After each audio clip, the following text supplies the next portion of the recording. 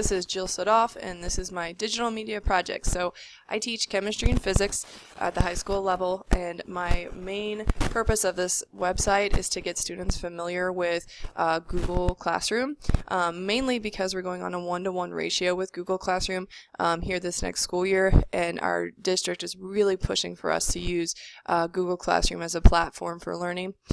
So what I wanted kids to do is look at what we're currently covering in class, find an article and a joke that connects to that information, and then use your article to create an infogram that kind of summarizes the information. So that's the basic setup of the project for the students, and each one of them is due at a different time of the year, so each one of them will be presenting something different with their article and their joke. So the website that they're going to use for this is a Google Classroom site, and Google Classroom is good and bad in how you can stylize it. There's really not much you can do. You can't change the font. You can't really change where anything's at. It's very, very streamlined, which is good because it's very clean, but once again, you can't really stylize it. So there's 3 basic tabs: Stream, Students, and About. The Stream tab is where the students will post their information.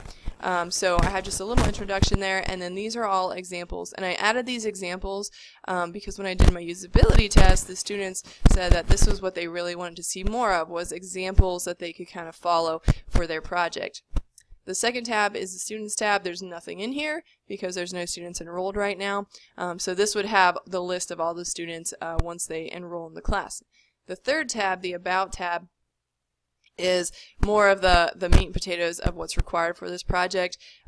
So there's the project description and grading rubric, when their project is due, questions, and how to navigate Google Classroom. But what I really found when the students did the usability test is that they were not familiar really at all with Google Classroom. So what I decided to do was create a scavenger hunt that students could use on the very first day. So the first day when I introduce this, I will have students enroll in the class and then tell them to try and find the document that says scavenger hunt. And once they do, there's 9 questions here that they need to answer. So they're going to look through the website to find these answers and then bring this to me.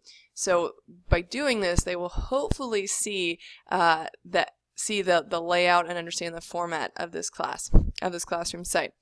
And then something else that I added or changed was how I put together my Google Documents. Like I said, you can't really stylize the classroom site, so I tried to incorporate that in my documents by using different fonts and different colors to make it basically easy to view, easy to understand. So this is some of the websites that they could use for their project, and I tried to describe it a little bit and then also include a video or an article that they could read to help them understand how to use those particular websites. So once again, my objectives here are to have students come in and find an article on their due date, find a joke on their due date, and then post it in this format. And then the day they present, they would actually come in up to the front of the class and pull up their information that they found. So this particular student looks like was talking about dihydrogen monoxide, and this is the infographic that goes with it. So this would get pulled up, and then they would use this to explain their article. And then they also have to include a joke, which is, there's nothing else to it. They just need to upload or post the joke. But then during class, they need to explain what this joke means. So if you can read that, this is clearly covering when we're going through naming and writing chemical compounds in chemistry. So that's kind of an example of what I would expect to see from the students.